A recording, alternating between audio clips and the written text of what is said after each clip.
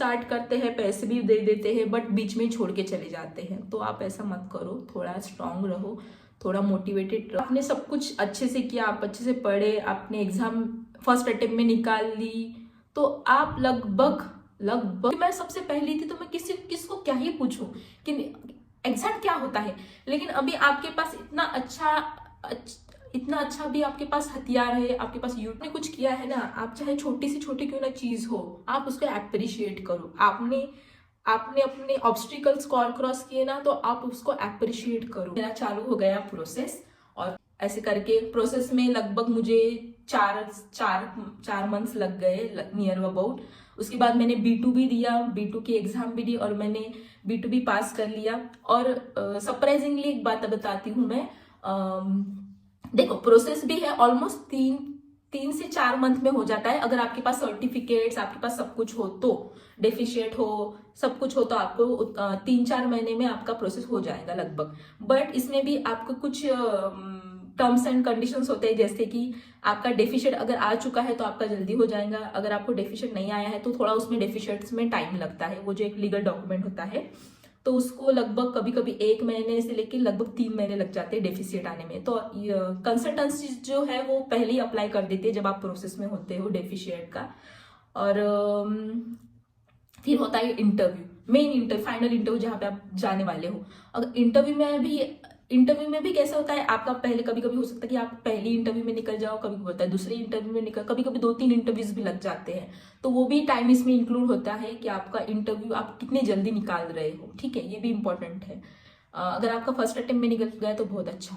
Interview निकलने के बाद जो होता है वो होता है आपका डॉक्यूमेंट्स आने का प्रोसेस। तो जर्मनी से डॉक्यूमेंट्स आते हैं आपके लिए, जैसे आपका हॉस्पिटल का प्रूफ, आपका फर्त्राग यानी आपका ऑफर लेटर, सब कुछ आता है, आपका रहने का, कहाँ पे रहने वाले हो, कौन सी एग्जाम देने वाले हो, ये सब डॉक्यूमेंट्स आते हैं। और इसमें भी नियर अबाउट आपको 20 से 30 दिन लग जाते हैं आफ्टर इंटरव्यू, क्लियरिंग इंटरव्यू, ठीक है।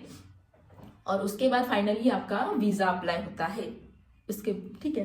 तो ये है पूरा प्रोसेस। और मैं तो वो बताना भूल ही गई कि मेरे साथ क्या सरप्राइजिंग हुआ था। मेरा 1 दिन पहले वीजा आया था, और मेरा दूसरे दिन ही मेरा B2 का मेरा सर्टिफिकेट आया था, यानी B2 में पास हो चुकी थी।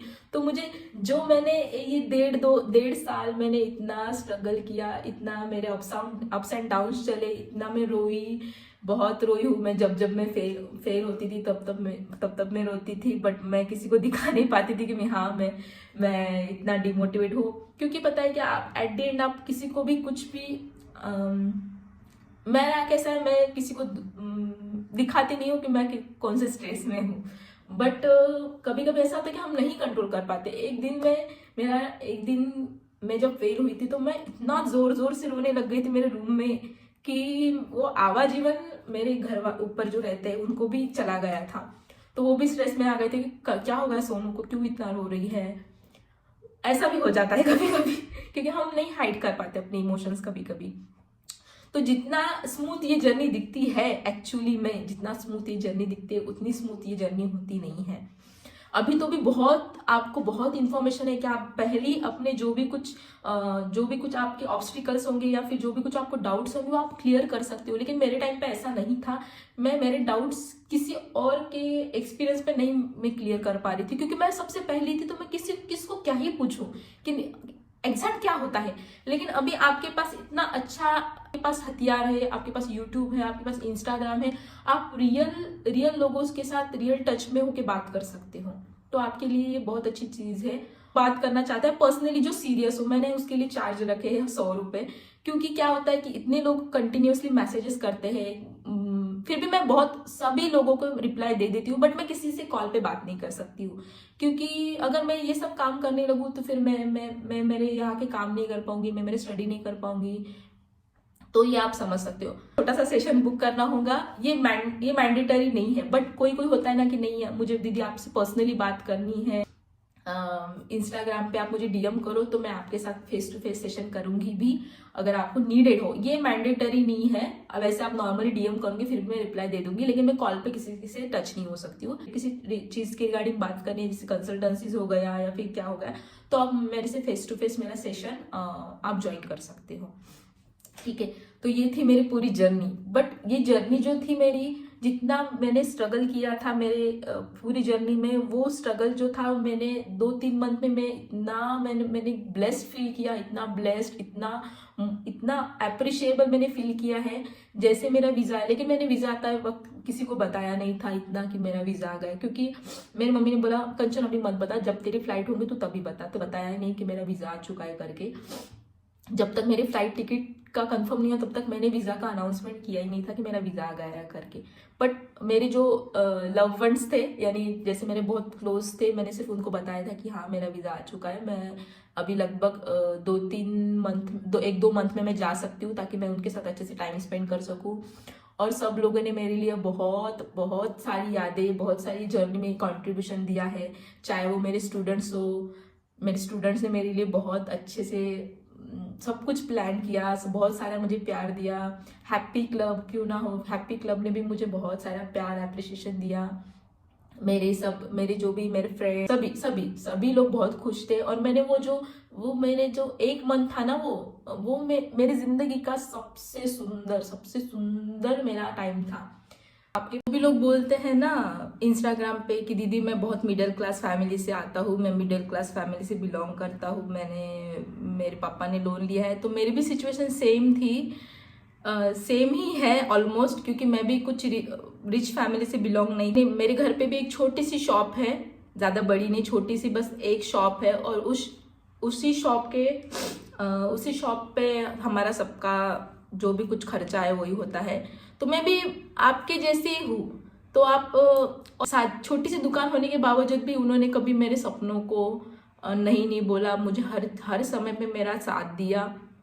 तो अभी तो बहुत अच्छा है कि प्रोसेस हो जाती है, सब कुछ हो जाता है, फिर भी आप इतना सोचते हो कि मैं क्या करूँ, मैं कैसे। बस आपको ये सोचने की ज़रूरत है कि आपको करना कहाँ पे है। आपको थोड़ा रिसर्च करके आपको ढूंढना है कि आप कौन सी जगह पे आपको सबसे अच्छा गाइडेंस, सबसे अच्छा आपको सपोर्ट मिलेगा। तो बस एक ही चीज़ है अभी, आपको इतने पैसे नहीं लगने वाले हैं, बस आपको सिर्फ लगने वाला है तो आपका नॉलेज, आपकी कंसिस्टेंसी, आपका डिसिप्लिन, बस आपको यही चीज़ लगने वाली है आपकी जर्नी में। तो ऑल एंड ओवर, हाँ, तो बस आपको ये चीज़ें चाहिए, और साथ में आपके पेरेंट्स का सपोर्ट, आपके फ्रेंड्स लोगों का मॉरल सपोर्ट बहुत ज़रूरी है, क्योंकि जब आप गिरते हो ना तो वही फ्रेंड्स होते हैं जो आपको उठाते, चल उठ, करना है तुझे, ऐसे कैसे हार मान सकती है तू। तो आपको ऐसे फ्रेंड्स भी रखना बहुत ज़रूरी है। तो ये थी मेरी फुल एंड फाइनल जर्नी जो मैंने स्टार्ट की थी 2023 में, और जो मेरी एंड हुई 2025 में। तो ये वैरी करता है, मेरी जर्नी सेम आपकी जैसी हो ऐसा नहीं है। अगर आपने सब कुछ अच्छे से किया, आप अच्छे से पढ़े, आपने एग्जाम फर्स्ट अटेम्प्ट में निकाल ली, तो आप लगभग मुझे लगता है 1.5 साल में यहाँ पे पहुंच ही जाओगे, लगभग 1.5 साल में पहुंच जाओगे। It's a perfect time if you do everything well and good. अगर इसमें कुछ कम ज़्यादा होता है तो आपको 2 साल लग सकते हैं, बट 2 साल लगना यानी ये नहीं है कि नहीं मैं जा ही नहीं पाऊंगी, ये कभी मत सोचो आप, ठीक है। 2 साल लग गए, मैं अभी क्या करूँ, मैं छोड़ दूँ क्या, तो नहीं। बहुत लोग जर्नी छोड़ के चले जाते हैं, तो आप ऐसा मत करो, थोड़ा स्ट्रांग रहो, थोड़ा मोटिवेटेड रहो, अपने ड्रीम्स पूरे करने की चाह रखो अपने मन में। बस ये थी मेरी जर्नी। आई नो मैं थोड़ा इमोशनल हो गई थी, क्योंकि एक्चुअली है मेरे लिए इमोशनल हो क्यों ना, मेरे लिए बहुत इमोशनल है ये सब चीज़ें, क्योंकि मैं ऐसे फैमिली से बिलोंग करती हूँ जहाँ पे कोई भी ऐसी लड़की नहीं या कोई भी ऐसा लड़का नहीं जो अब्रॉड आया हुआ है। तो मेरे लिए बहुत बड़ी अचीवमेंट है, और मैं मेरी अचीवमेंट को हमेशा अप्रिशिएट करती हूँ। क्यों ना करूँ मैं अप्रिशिएट। बहुत लोग बोलते हैं ये कि क्या खुद का डालते रहना, क्या खुद की फोटोज डालते रहना, नहीं। लेकिन मेरा ऐसा है कि अगर आपने कुछ किया है ना, आप चाहे छोटी से छोटी क्यों ना चीज़ हो, आप उसको अप्रिशिएट करो। इवन मैंने जब मेरी टीचिंग की जॉब भी स्टार्ट की थी ना, मुझे पेमेंट इतना नहीं था, बट फिर भी मैं खुद को अप्रिशिएट करती थी कि हाँ मुझे टीचर बनना था और मैं बन गई। छोटी छोटी चीज़ों में भी अप्रिशिएशन करना सीखो, यही आपकी लाइफ है, यही आपको मोटिवेट करेंगे सामने जाने में। तो मेरा एक ही रूल है, चाहे कितना भी स्ट्रगल हो, चाहे कितना भी डाउनफॉल हो, चाहे कितनी भी परेशानी हो, कभी खुद को अप्रिशिएट करना मत भूलिए, बहुत ज़रूरी है, चाहे वो छोटी चीज़ हो चाहे वो बड़ी चीज़ हो।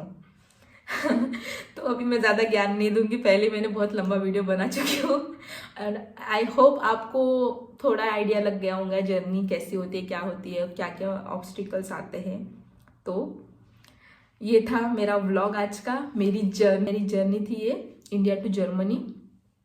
और बने रहिए मेरे व्लॉग में, इसके बाद भी आपको मैं और अच्छा कंटेंट दूंगी नर्सिंग से related. Thanks for watching, stay tuned.